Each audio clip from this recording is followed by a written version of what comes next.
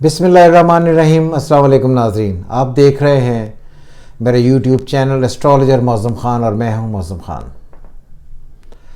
अब 22 नवंबर गुजर चुका है और अब दिसंबर स्टार्ट हो रहा है, तो मैं सोचा मैंने कि दिसंबर पर वीडियो बनाऊं। और दिसंबर पर वीडियो बनाने और बात करने से पहले मैं नवंबर के हालात जो पिछले थे वो पढ़ना चाह रहा था।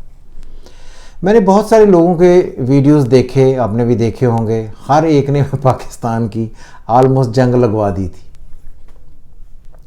और आपने हर में वीडियोस में देखा होगा, हर एक ने अपनी वीडियो के बाहर मिसाइल्स की तस्वीरें लगाई हुई हैं, प्लेन की तस्वीरें लगाई हुई हैं, जेट्स की तस्वीरें लगाई हुई हैं, डिस्ट्रक्शन की तरफ तस्वीरें लगाई हुई हैं।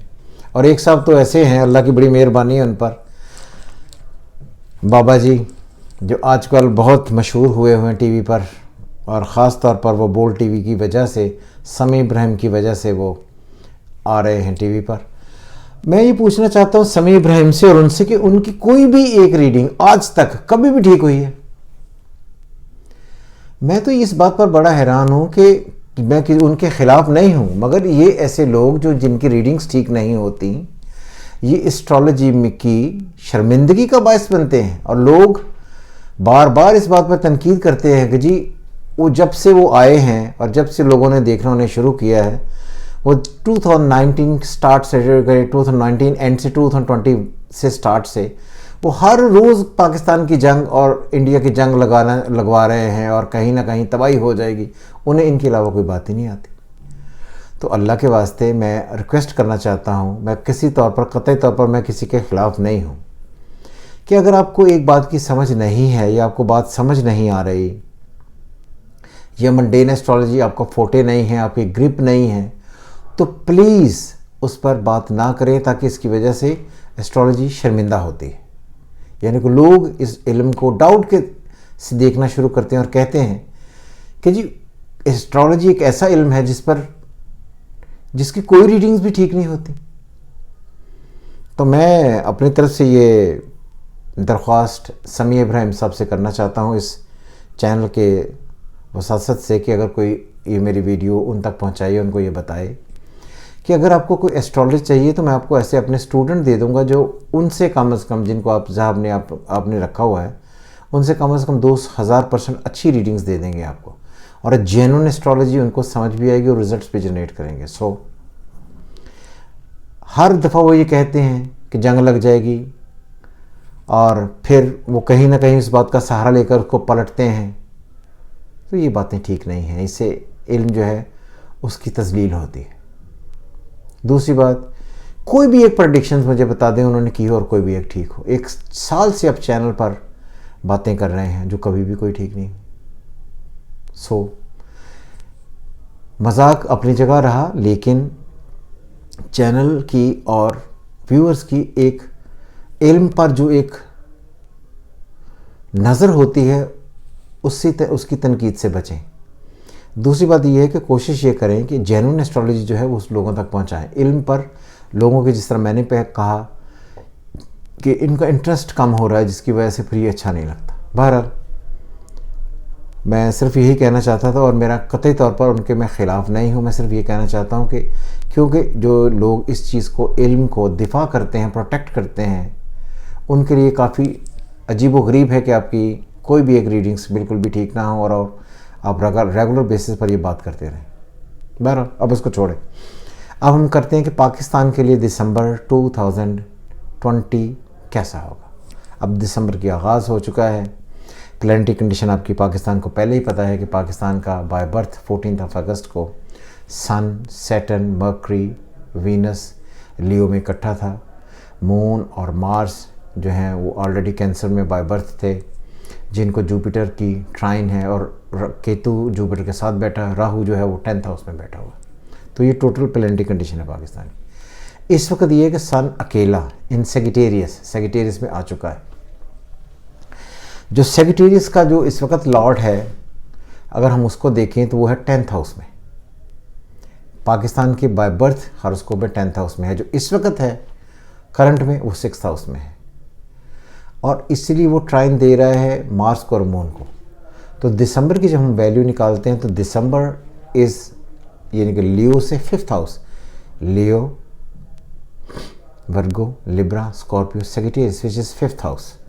5th हाउस होता है आपके ताल्लुकात का, आपके उन ममालिक का जो आपके कभी दोस्त या आपके शराकतदार रहे हों।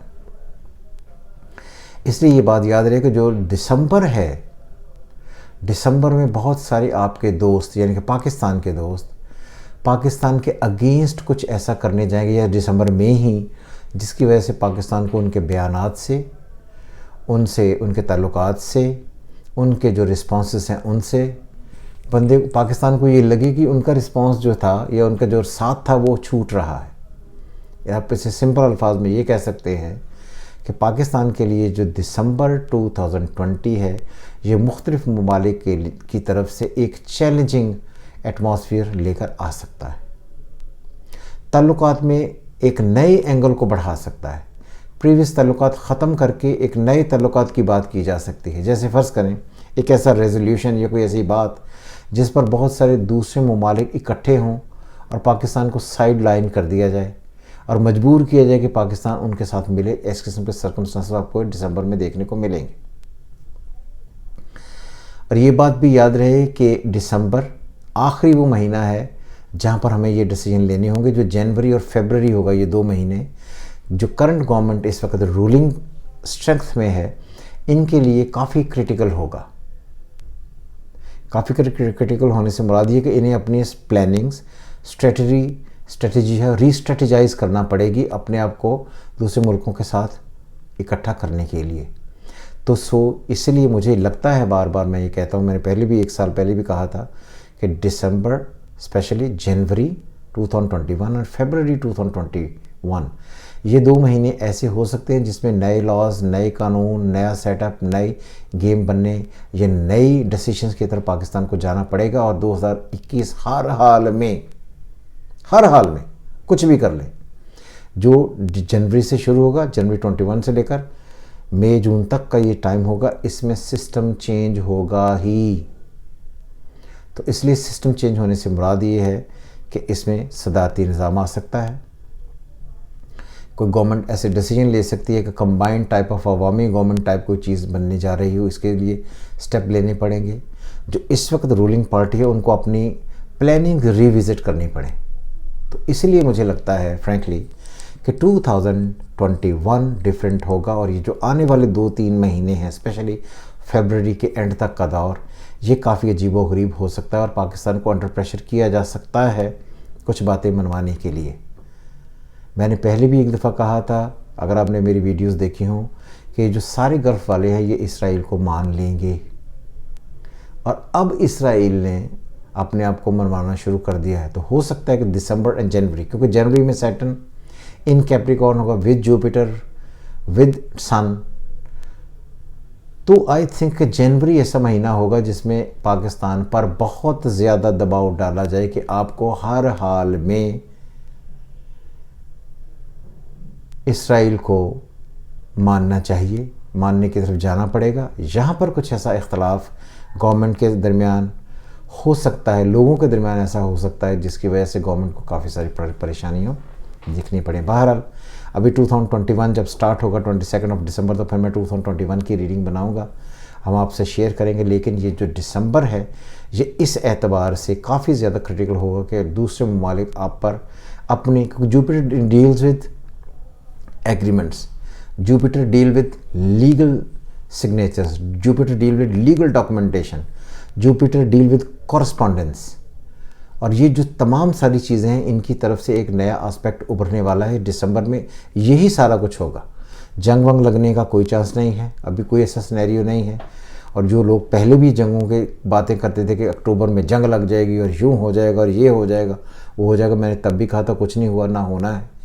इसलिए अभी दिसंबर में वो तमाम कॉरस्पॉन्डेंस जो डायरेक्टली लीगल मैटर से डायरेक्टली कंसर्न हो, जहाँ पर दूसरे मुल्कों के साथ कोई नए राबते, नए एग्रीमेंट्स, नए तरीके से यूनिटी, इन सारी चीज़ों के लिए पाकिस्तान को मजबूर किया जाएगा। और मैं पाकिस्तान को नए डिसीजंस लेने होंगे जिनका इम्पेक्ट आपको जनवरी में नज़र आएगा, मगर दिसंबर में ये सारी चीज़ें पूरे तरीके से ऑन हो जाएंगी। आई थिंक आपको दिसंबर समझ आ गया होगा। जो लोग मुझे कमेंट्स करना चाहते हैं वो मुझे कमेंट्स कर सकते हैं। मैंने पहले भी आपको ये कहा था कि आपको एस्ट्रोलॉजी के कोई ऐसे क्वेश्चन या ऐसे टॉपिक्स जो आपको समझ नहीं आते, आप मुझे सेंड करें। मैं बाउंड हूँ उन सब के जवाब देने के लिए। इसीलिए मैं नए से नई कोशिश करता हूँ कि टॉपिक्स ढूंढूँ, ताकि उनसे जब मैं उनको डिस्कस करूँ तो वो आप तक पहुँचे। आपका बहुत बहुत शुक्रिया। हमेशा की तरह पाकिस्तान जिंदाबाद। खुदा हाफिज़।